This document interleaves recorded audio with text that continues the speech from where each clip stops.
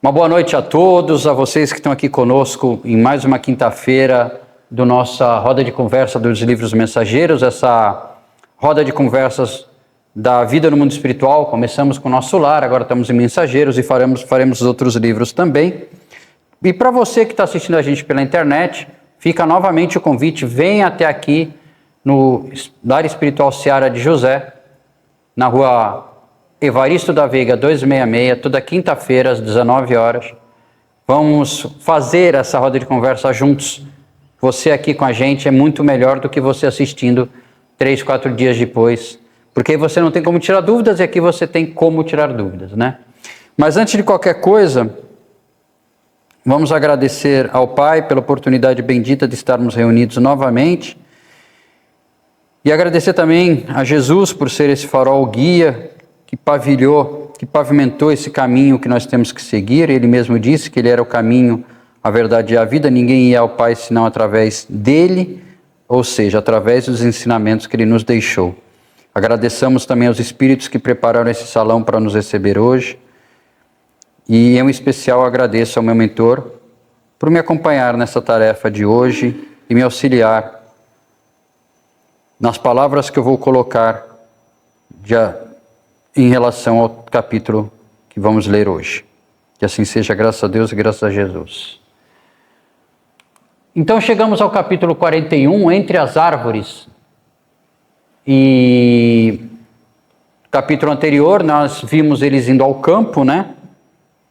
E também tivemos a noção da nuvem de bactérias e nuvem de espíritos sofredores que acompanham aqueles que têm a baixa sintonia nos pensamentos, né? Que mantém os pensamentos em baixa vibração, né?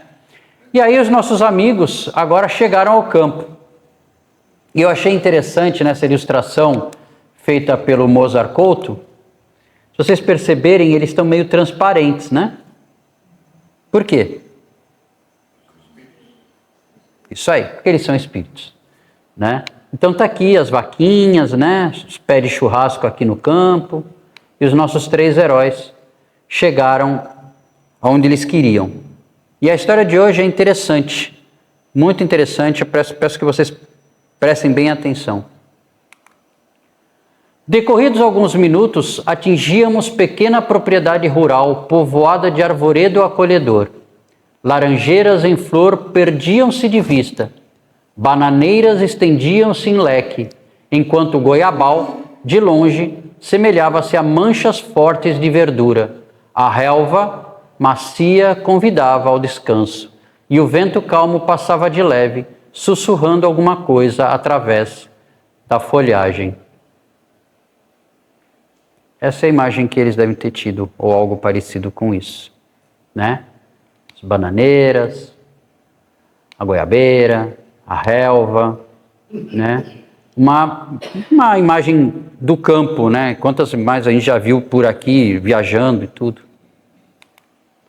Aniceto respirou a longos haustos, ou seja, goles, né? Quem nunca fez isso quando está no campo, né? E falou: os desencarnados, embora não se fatiguem como as criaturas terrestres, não prescindem da pausa de repouso. Em geral, nossas operações à noite são ativas e laboriosas. Apenas 1/3 dos companheiros espirituais em serviço na crosta conserva-se em atividade diurna. E notando-nos a curiosidade justa, sentenciou: aliás, isto é razoável. O dia terrestre pertence com mais propriedade ao serviço do espírito encarnado. O homem deve aprender a agir, testemunhando compreensão das leis divinas, pelo menos durante certo número de horas. Deve estar mais só com as experiências que lhe dizem respeito. Então aqui ele coloca que o dia foi feito para a gente, para durante o dia colocar em prática, né, e testemunhar também as leis divinas. Quando ele fala o dia, você vai falar assim: mas e quem trabalha de turno, né? Como o Silvio trabalhava de turno. Então, quem trabalha de turno? É óbvio, quem trabalha de turno, o dia é durante o turno. É nesse período que ele coloca em obra os testemunhos das leis divinas, né? Mas aqui ele colocou como dia terrestre, pertence propriedade, com mais propriedade ao serviço do Espírito encarnado. O próprio trabalho da espiritualidade é mais à noite. É mais à noite, a gente vamos chegar lá. Nosso instrutor amigo sorriu e observou: o dia e a noite constituem para o homem uma folha do livro da vida. Uma folha do livro da vida. Então, um dia é uma folha só do nosso livro da vida, da nossa existência atual, né? Que a gente fala que nós temos uma vida só. Eu só tenho uma vida, o Arlindo uma vida, a Adriana uma vida, Maria Emília uma vida, Silvio uma vida. Todos nós só temos uma vida e várias existências. Já fomos reis, rainhas, plebeus, assassinos, padres, seja lá o que for, alguma coisa a gente já foi na vida, né? E hoje nós estamos nessa existência atual, nessa roupagem que nos é permitida dessa vez. A maior parte das vezes, a criatura escreve sozinha a página diária, com a ajuda dos sentimentos que lhe são próprios, nas palavras e pensamentos, intenções e atos. E no verso, isto é, na reflexão noturna, ajudamo-la a retificar as lições e acertar as experiências quando o Senhor nos permite. Quando ele coloca aqui na reflexão noturna, é durante o sono. Por isso que eu falei, quem trabalha de turno, o dia é na hora que está trabalhando, e a noite, ou a parte noturna, é quando está dormindo, né? E é nessa hora que a gente recebe as instruções, é quando a gente, em sonho, a gente vai visitar alguém ou recebe a visita de alguém, quando necessário é para alguma reprimenda ou para algum encorajamento de alguma atividade que a gente esteja fazendo. Então, vamos colocar um termo que se usa muito, enquanto estamos em vigília, seria o termo que muitos se usam, quando nós estamos acordados, tudo que nós fazemos é responsabilidade nossa, né? Nas palavras, pensamentos, intenções e atos. E quando nós estamos dormindo, nós recebemos o contato do mundo espiritual, tá? Eles vêm nos ajudar a retificar as lições, ou seja, cometemos um erro, eles vêm nos alertar, olha, ontem ou hoje você tratou aquele seu colega de trabalho de uma forma muito áspera, muito fria, ou você ofendeu alguém. Se você amanhã tiver oportunidade, vá lá e corrija esse erro. Peça desculpas, perdão, né? Desculpas, tem um amigo meu que fala que ninguém pede, não existe de pedir desculpas, porque desculpa é tirar a culpa, né? Ele era um professor de latim, ele falava que desculpa, traduzindo, é tirar a culpa, e não é esse o caso. Então o certo é pedir perdão, porque a culpa, você cometeu o ato, a culpa é sua, não tem jeito, tá?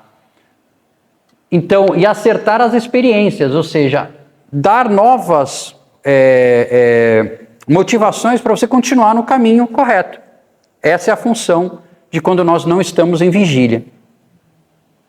Detalhe, quando o Senhor nos permite.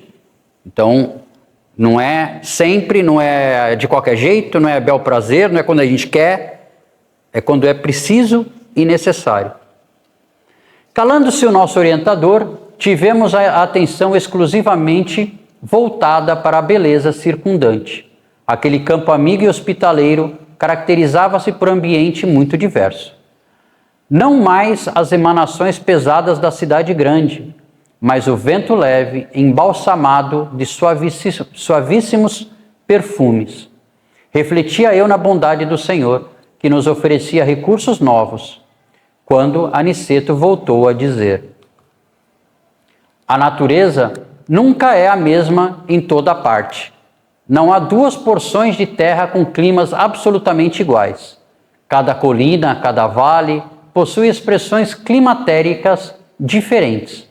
É forçoso reconhecer, porém, que o campo, em qualquer condição, no círculo dos encarnados, é o reservatório mais abundante e vigoroso de princípios vitais. Em geral, Todos nós, os cooperadores espirituais, estimamos o ar da manhã, quando a atmosfera permanece igualmente em repouso, isenta dos glóbulos de poeira convertidos em microscópicos balões de bacilos e de outras expressões inferiores. Quem viu o capítulo da semana passada sabe do que ele está falando, aquela imagem que nós mostramos da cidade, né? As nuvens de bactérias e de espíritos, que no texto até usava o termo de monstros, né? Porque criam aquela impressão de serem monstros, né? Mas são espíritos ignorantes ainda no amor, né? Entretanto, os trabalhos de hoje não nos permitiram o descanso mais cedo. Apoiamo-nos no veludoso relvado e, percebendo-nos a sede de saber, Aniceto prosseguiu. Assim me explico porque na floresta temos uma densidade forte, pela pobreza das emanações, em vista da impermeabilidade ao vento. Então aqui ele está falando. Na floresta, quando você tem uma floresta, a densidade é mais forte pela pobreza das emanações, porque o vento não entra de uma forma direta, né? Então, a emanação, seja lá do que for, e no caso ele está falando aqui de bacilos e outras expressões inferiores, se torna mais densa. Aí, o ar costuma converter-se em elemento asfixiante pelo excesso de emissões dos reinos inferiores da natureza. Isso ele está falando, no caso, para eles, né? Na cidade, a atmosfera é compacta e o ar também sufoca, pela densidade mental das mais baixas aglomerações humanas, como nós vimos na imagem da aula anterior, da nossa reunião anterior. No campo, desse modo, temos o centro ideal, ou seja, é aberto, tem vocês lembram, né, que ele falou do sol, das plantas, que se não fosse o sol e os vegetais, nenhum ser humano estaria vivendo no planeta, nenhum ser humano teria conseguido viver no planeta, se não fossem as emanações do Sol e dos vegetais, né? Quem fez o Web lembra a aula do Newton, uma das primeiras aulas, ele contou sobre isso, né? De como foi constituído o planeta e como o planeta foi criando possibilidades do ser humano poder viver nele, ou seja, o oxigênio, né? Indicando prazeroso as frondes balouçantes, acentuou: reina aqui a paz relativa e equilibrada da natureza terrestre. Nem a selvageria da mata virgem, nem a sufocação dos fluidos humanos. O campo é nosso generoso caminho central, a harmonia possível, o repouso desejável. Para mim, talvez seja o ponto mais próximo de nosso lar que eles têm aqui na Terra. Seriam os campos, né? Essa região dos campos, porque é onde eles têm a harmonia possível, o repouso desejável, por causa dos não ter a selvageria da mata virgem, nem a sufocação dos fluidos humanos. Então está aqui, ó. A floresta, a densidade, a excesso de emanações dos reinos inferiores, a impermeabilidade do vento, o ar asfixiante. Está aqui, ó, o desenho, né? A cidade, a atmosfera compacta, ar que sufoca pela densidade mental das mais baixas aglomerações humanas. Está aqui a densidade mental, que são os nossos pensamentos. Criamos essa densidade mental que sufoca, né? E aqui, o campo, que é o centro ideal, harmonia possível, repouso desejável, paz relativa e equilibrada da natureza. O repouso, o equilíbrio, o nosso generoso caminho central. Tá bom? Só para ficar mais... Aqui está a floresta, aqui está a cidade e aqui está o campo. Então, na minha opinião, talvez ele esteja descrevendo isso como sendo o local mais próximo do que eles, espíritos, têm de nosso lar. Né? Porque a gente sabe que no nosso lar o ar é puro, o ar energiza, o ar alimenta. Embalados ao pio de algumas juritis, que são pombas solitárias, repousamos algumas horas, magnificamente asilados no templo da natureza. Com as primeiras tonalidades do crepúsculo, Aniceto nos convidou a passeio rápido pelas imediações, ou seja, praticamente passaram o dia no campo mesmo. Reconhecia que estávamos muito mais bem dispostos. Por quê? Porque eles receberam energia do sol, da natureza.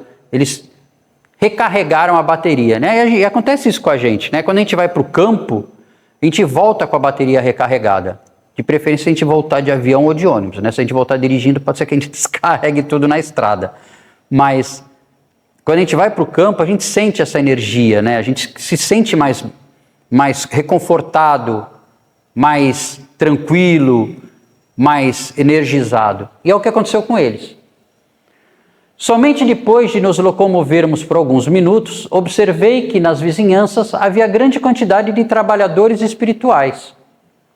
Em face das minhas interrogações, nosso mentor explicou bondosamente: o campo é também vasta oficina para os serviços de nossa colaboração ativa. Então, no campo também tem colaboração ativa dos nossos amigos espirituais.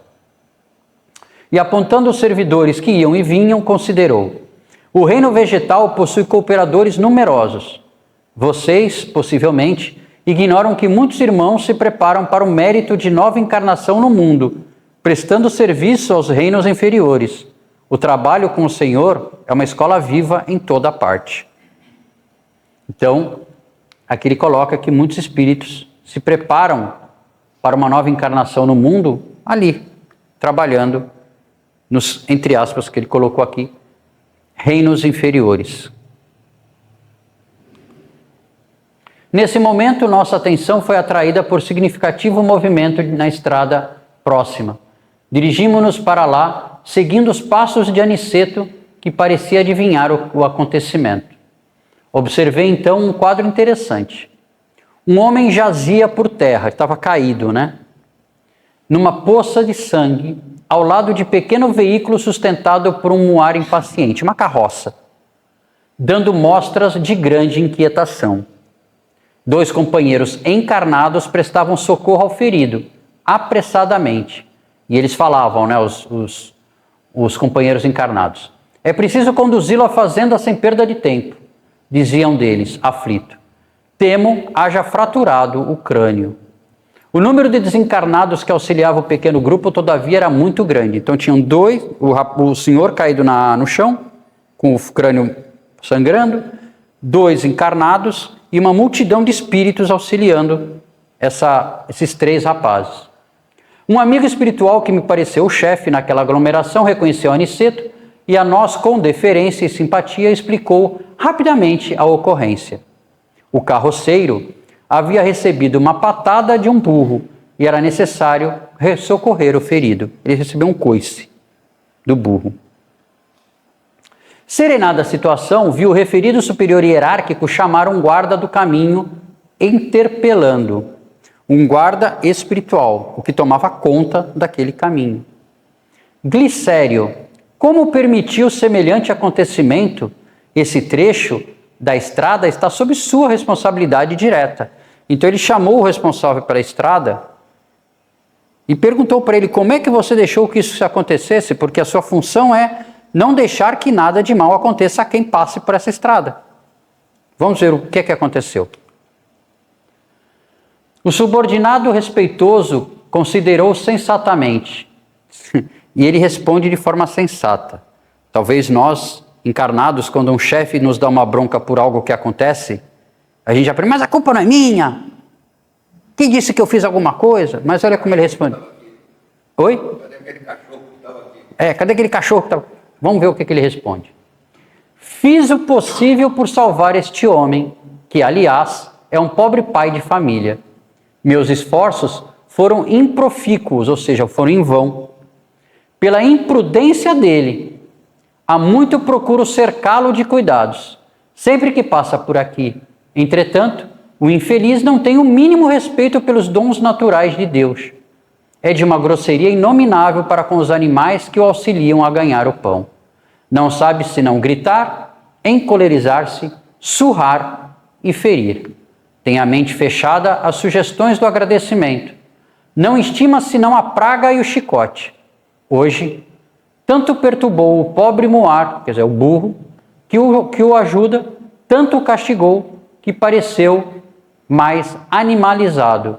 Ou seja, hoje ele estava tão irritado com o animal, batendo, xingando, chicoteando, parecia que hoje estava até fora, mas estava ainda mais fora de si do que o costume. Quando se tornou quase irracional, pelo excesso de fúria e ingratidão, meu auxílio espiritual se tornou ineficiente. Atormentado pelas descargas de cólera do condutor, o burro humilde o atacou com a pata. Que fazer? Minha obrigação foi cumprida. Então, nosso amigo Glicério, ele falou que tentava proteger o homem de tudo que não era jeito. De alguma forma, ele fazia com que o burro não desse o coice para ele até antes, ou que nada acontecesse. Mas tem horas que não tem jeito. O superior, que ouvia atenciosamente as alegações, respondeu sem hesitar. Tem razão. Ou seja, tem horas que não dá para a gente fazer nada. A gente faz o que pode, faz, mas ele estava sobre o comando de algo muito maior do que o auxílio desse espírito, que era o livre-arbítrio. Ele estava com o livre-arbítrio dele. Quanto mais ele judiava do animal, mais o animal ficava irritadiço. Teve uma hora que o animal estourou e deu-lhe um coice, que pegou na cabeça. E como o dirigisse o olhar a Aniceto, desejando a prova, nosso orientador afirmou: auxiliemos o homem quanto esteja em nossas mãos, cumpramos nosso dever com o bem, mas não desprezemos as lições. Esse trabalhador imprudente foi punido por si mesmo. A cólera é punida por suas consequências. Ao mal, segue-se ao mal. Viu, Arlindo? Eu? Porque você ficou feliz de saber que ele levou um coice. Ao mal, segue-se ao mal. Se os seres inferiores, nossos irmãos no grande lar da vida, nos fornecem os valores do serviço, devemos dar-lhe, por nossa vez, os valores da educação. Ora, ninguém pode educar odiando, nem edificar algo de útil com a fúria e a brutalidade. Então a gente não pode educar odiando. Não é com ódio que se educa, seja um animal ou seja uma outra pessoa.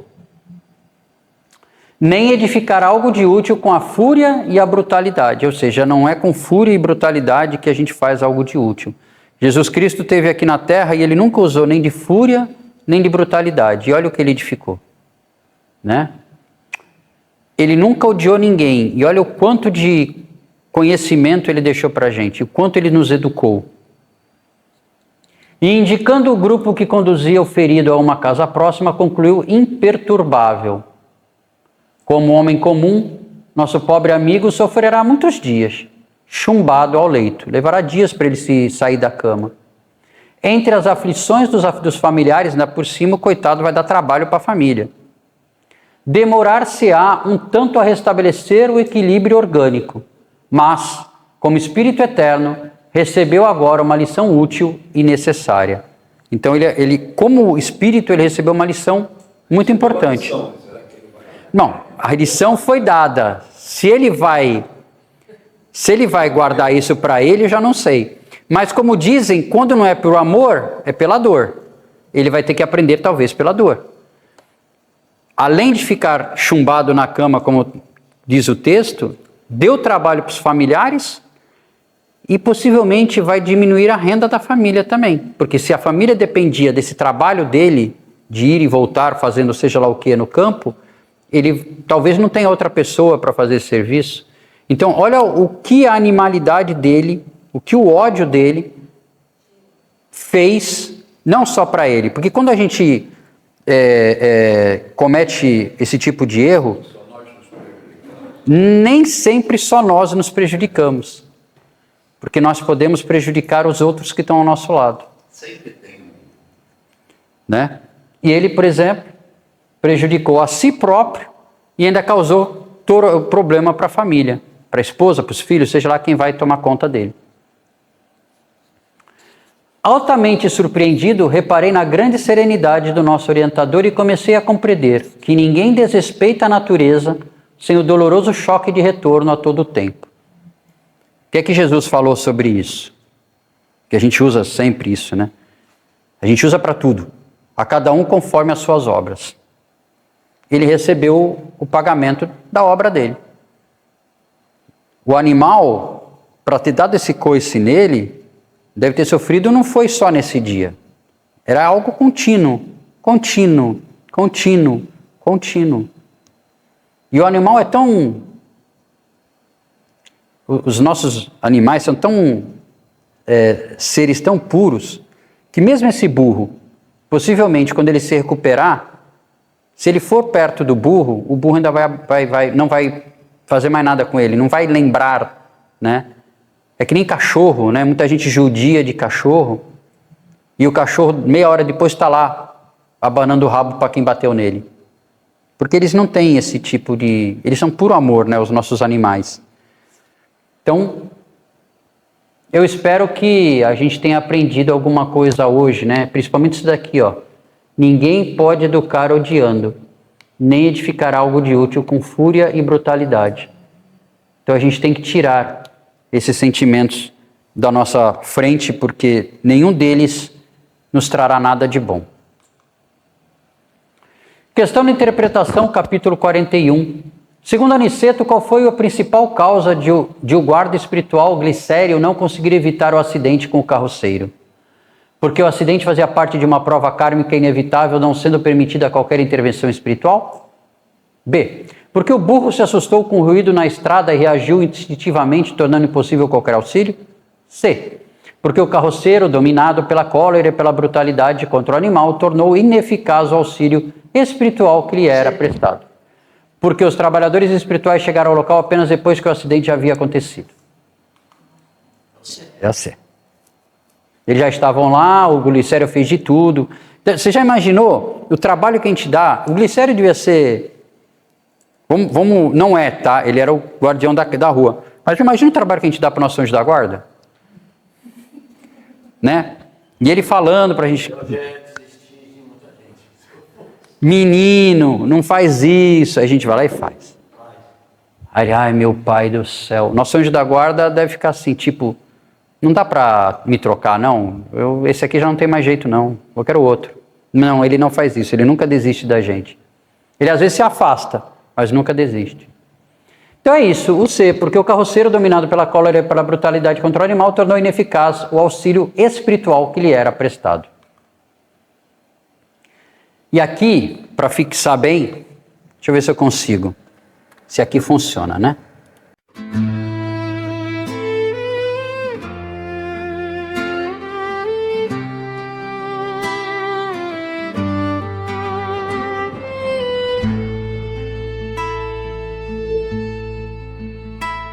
Passos lentos sobre as folhas secas, o silêncio engole a nossa voz, onde a luz do sol quase não entra, a floresta sabe tudo de nós. Cada tronco esconde um segredo antigo, cada galho parece vigiar. O perigo corre entre as raízes e o vento começa a soprar.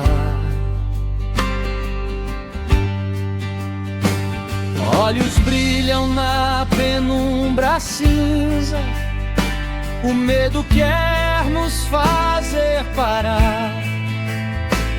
Mas a mata se abre em mistério e as vozes começam a falar. Entre árvores, os mensageiros vêm, trazendo avisos que ninguém mais tem.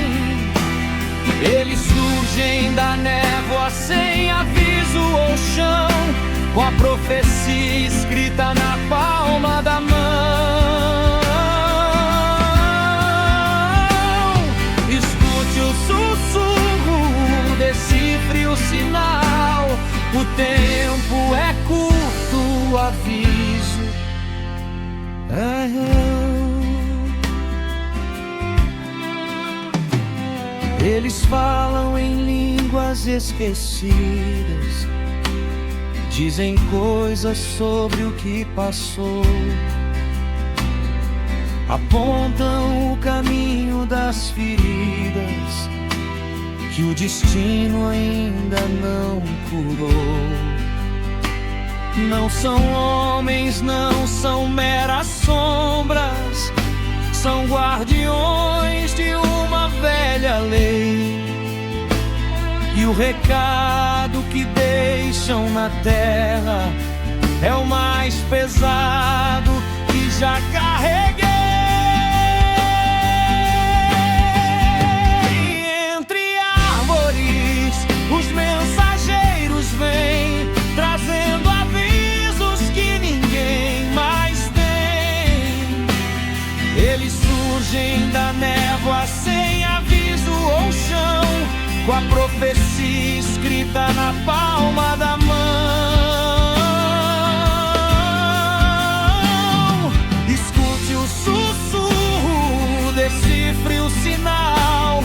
O tempo é curto, o aviso é real.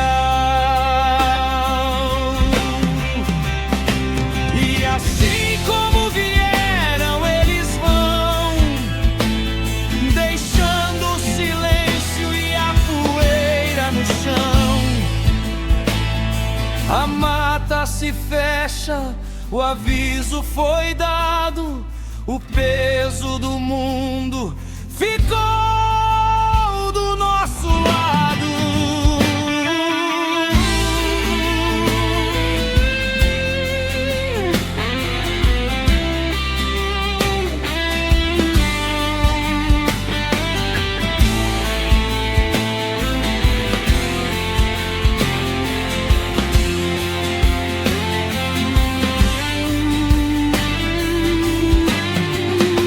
Entre árvores, os mensageiros vêm, trazendo avisos que ninguém mais tem. Eles fogem com a névoa, voltam pro seu chão e nos deixam sozinhos com a decisão. Escute o sussurro, decifre o sinal. O tempo acabou, o destino é real. Entre as árvores, os mensageiros, eles já sabem o fim.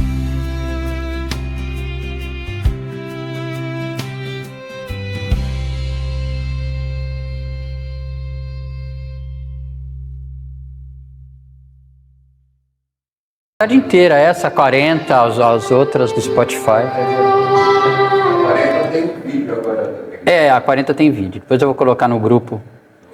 Eu já gravei a 40, e já está no canal do Ned da aula semana passada, e aí tem o vídeo termina com a música.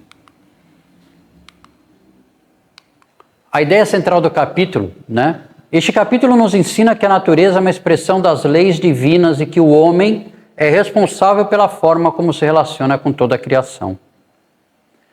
O descanso no campo simboliza o equilíbrio e a renovação das energias, enquanto o episódio do carroceiro revela que a violência, a ingratidão e a cólera inevitavelmente produzem consequências para quem a cultiva. Os benfeitores espirituais amparam e orientam, mas respeitam o livre-arbítrio e a lei de causa e efeito, que foi o que aconteceu com o nosso carroceiro, né? A cada um conforme suas obras. Ninguém planta uva, melhor, se plantar uva tá bom.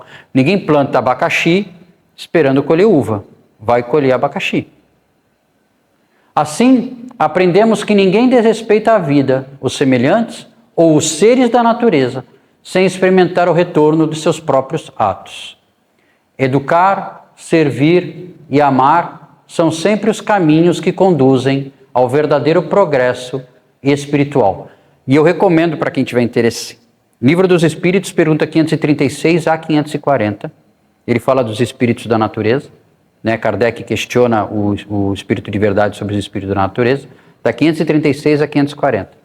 E, quem quiser ler, também, a Lei de Causa e Efeito, também no Livro dos Espíritos, se eu não me engano, capítulo 3, se eu não me engano. O D'Alessandro, se estivesse aqui, já saberia. Mas esse da 536 a 540 é no capítulo 2. Tá? E aqui está um resumo em imagem, né? O respeito, harmonia e amor do pessoal trabalhando no campo. Servir, educar e amar são caminhos que conduzem ao verdadeiro progresso espiritual. A cólera é punida por suas consequências. Ao mal, segue-se ao mal. Está aqui o nosso infeliz carroceiro, os dois amigos ajudando, os espíritos ao redor. E a cena, né, dele massacrando o Muar com o chicote. Violência, ingratidão e cólera. Os benfeitores espirituais orientam e amparam, mas respeitam o livre-arbítrio e a lei de causa e efeito. Ou seja, você faz o bem, recebe o bem. Você faz o mal, colhe o que você plantar. E como tudo é energia, como tudo é sintonia, você se sintoniza com aquilo que você emana, né? Se ele emana ódio, cólera, uma hora ele vai ter... Agora, o risco do cidadão se recuperar é matar o cavalo. Bom, aí espero que isso não aconteça. Não fica claro. Então, eu espero, sinceramente, honestamente, não fica claro, mas eu espero que ele tenha se recuperado e que tenha entendido a lição. A natureza é lei divina, ninguém se a desrespeita sem experimentar o retorno dos seus próprios atos. Ou seja, não é castigo, é só retorno dos seus próprios atos. Ação e reação. Respeitar a vida, os seres e as leis divinas é escolher hoje a paz que constrói o futuro. Então que escolhamos a paz. Próximo capítulo, Evangelho no ambiente rural. Vamos ver se o Evangelho no ambiente rural é diferente do Evangelho que se faz na cidade, como nós vimos na casa de Dona Isabel. Quero agradecer mais uma vez a todos que estiveram conosco, quem esteve aqui conosco pessoalmente, quem está nos vendo no YouTube, e que possamos estar novamente reunidos na próxima quinta-feira, se Deus quiser e Ele quer, no Lar Espiritual Serra José, na rua Evaristo da Veiga, 266, quintas-feiras, 19 horas. Vem? Tchau.